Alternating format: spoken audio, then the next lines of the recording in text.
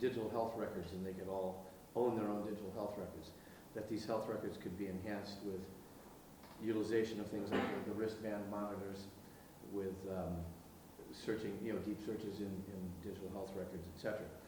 There's a lot of competition out there in these markets, and so, of course, we had to do a deep dive on what it was. And what impressed me the most was that this platform is agnostic to the types of devices and can conglomerate a package of different technologies that we can bring out in an inexpensive way to diagnostic centers across the country.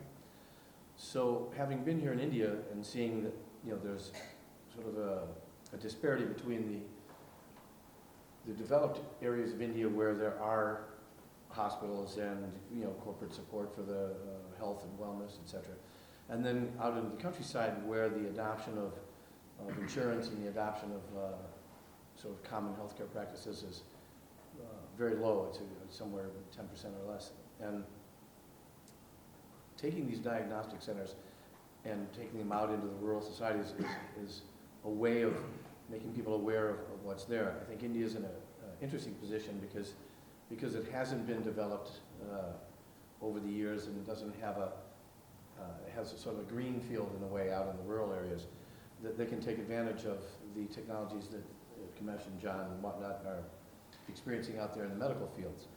So we've found a fairly inexpensive way to build diagnostic packages that we can take into rural areas of India and also enhance the diagnostic capabilities of downtown hospitals such as these, where instead of getting the traditional paper band around your wrist, you can now have something that will monitor blood pressure, monitor heart rate, monitor EKG, monitor blood sugars.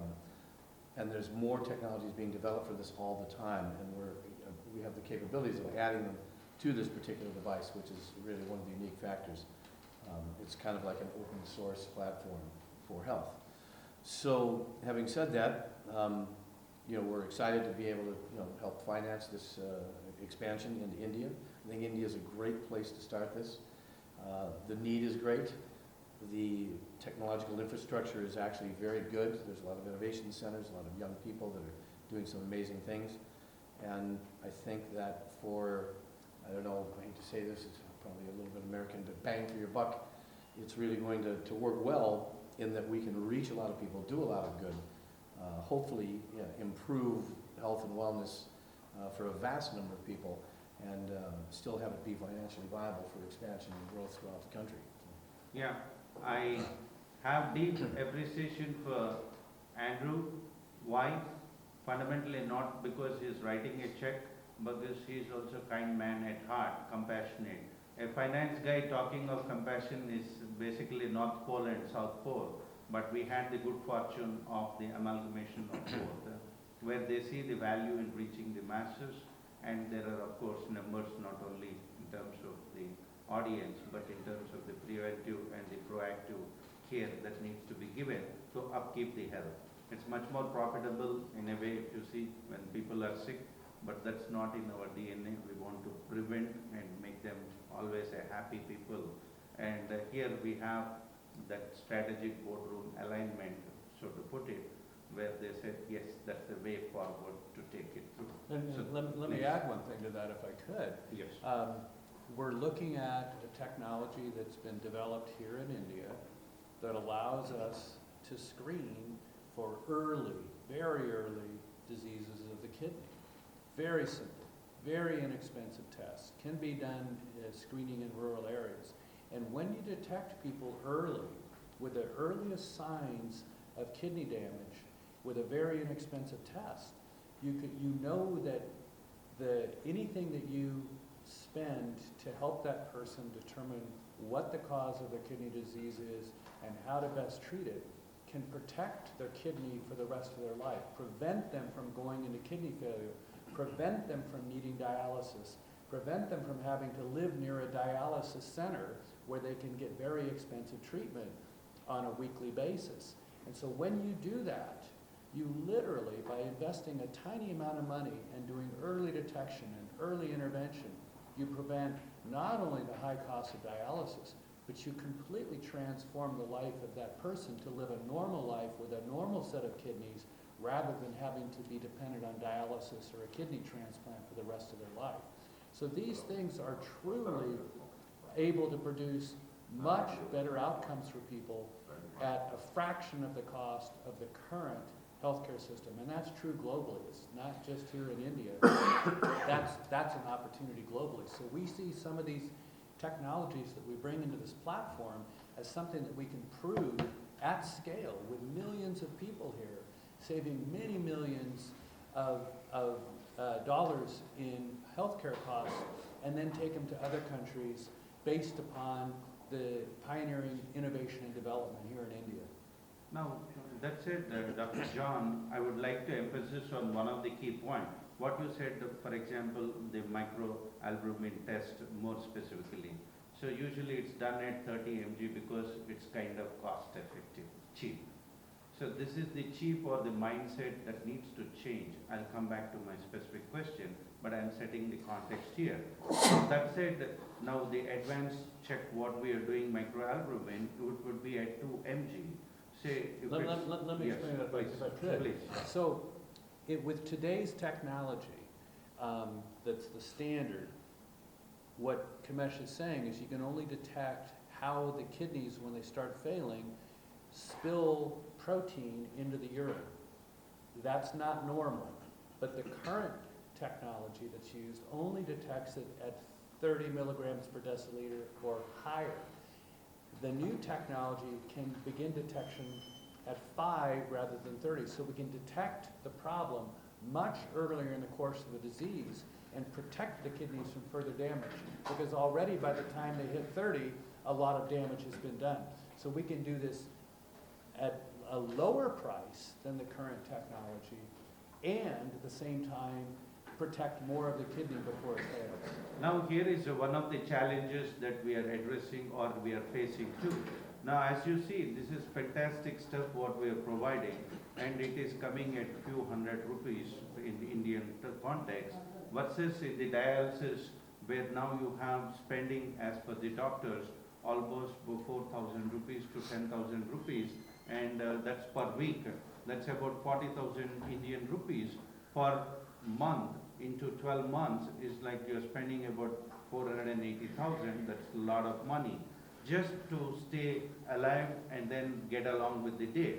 Now versus a 500 rupees test, for example, I'm not saying this is the price, but I'm giving a visual indicator.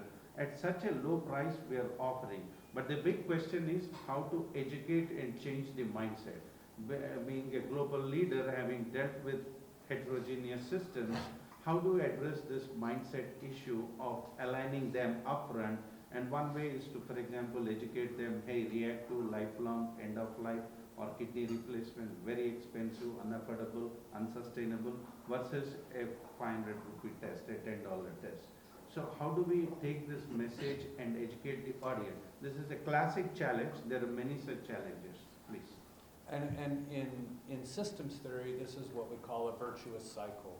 And the virtuous cycle is that if we can get this screening test out there at scale, prevent all these people from losing their kidney function and needing dialysis, and save all that money can then be deployed for the next technology to prevent heart disease, and the next technology to prevent cancer, and the next technology to prevent lung disease. And it's this cascading value that we see in this virtuous cycle of earlier intervention, early detection, wellness and prevention, and saving costs in ways that allow us to invest in taking the next disease and the next disease and the next disease, and building this out to the point where we can produce much higher levels of health, avoiding all the pain and suffering of advanced disease, and lowering the cost of care. It's rare in someone's lifetime where you get an opportunity to produce that kind of value. And what's happening today in the digital health revolution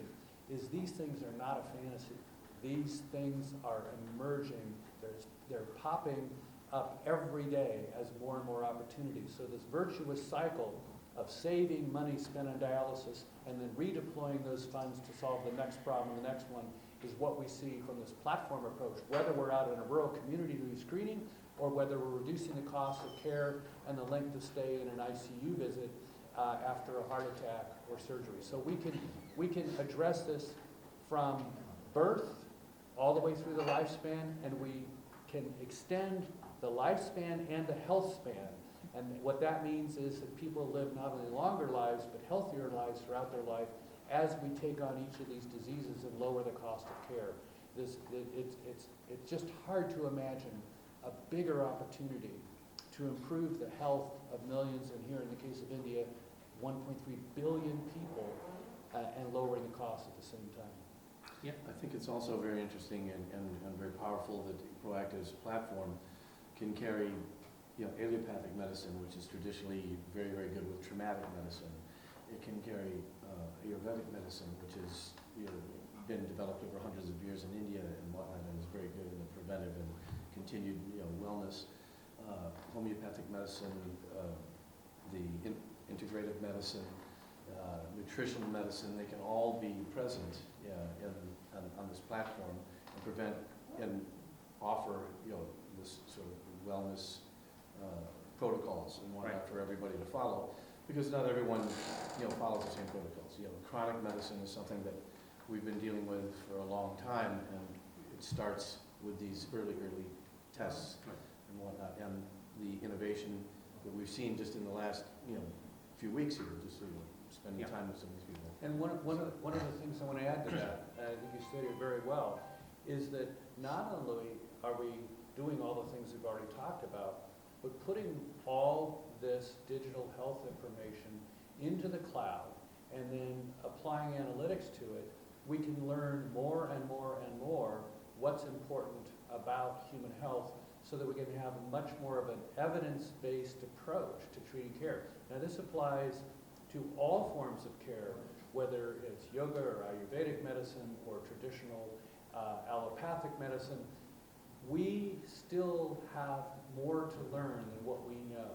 And the only way to get at that information and a better understanding of how to personalize care for every individual is to know a little bit about their genomics, a little bit about their health experience to date, a little bit about their behavioral habits. How do they eat? How do they smoke? Do they drink too much alcohol? Are they getting enough exercise? Are they getting enough sleep? Do they have a healthy social support system? All of those things have been shown to have a profound influence of our life over a lifetime.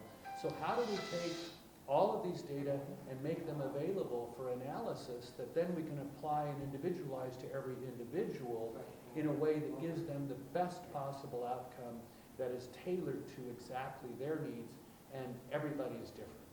Yeah, I might add that on that last point, that all the different areas and the different populations around India, there's different solutions for different areas because of diet differences and climate differences, et cetera, et cetera. And so this data analytics can help analyze and improve the methodology for each one of these locations. Now, just as one example, there's work underway right now. The studies have not been published yet, but there is research showing that there are 4 different types of adult onset diabetes, 4 different genetic types. So the research is being done right now, and there's no way we could do this without having these large amounts of data in the cloud, is intended to show which treatment approach is best for which of these subtypes of diabetes. Today, doctors treat all diabetes the same. We now know that all diabetes is not the same. Yeah, it's type 1, type 2, etc. Well, no. In the type 2 diabetes, there's actually 4 subtypes. There you go. And so this is new information. It only came out of analyzing huge amounts of data in the cloud using the best of technologies for machine learning and analytics to discover that there are 4 different subtypes. And now the studies that are underway right now is looking at how treating those 4 subtypes, which approach is best for which of those genetic subtypes. And we know we're going to find differences. So this is the kind of thing that you can get from large quantities of data and modern analytics that you just can't get by looking at a paper chart. So there are two aspects that I would like to bring in. Now, for example, Dr. Vinayak, the CEO of Vinn Hospital, is here. I would like to face a joint question, because as we are going into the market with our strategic partners, I'll go back to the microalbumin test and how to educate the end audience how this 500 rupees test or a 600 rupees test is worth in gold, because you are avoiding potentially with the music of facing the dialysis for rest of the life or a kidney failure. The cost versus incurring 40,000 rupees perpetually for health for a dialysis versus handling a one-off early stage 500 rupees test. The mindset is a key issue. How do you go about educating the masses, and how do you message it out to the people is a constant challenge. I just gave you one illustration. How do we go? Can you address or provide insights as to how we could effectively do so that it's win-win and actual win situation also? Go ahead. Please Yeah. start, Rick. So, I mean, that's one aspect. You can throw your inputs and then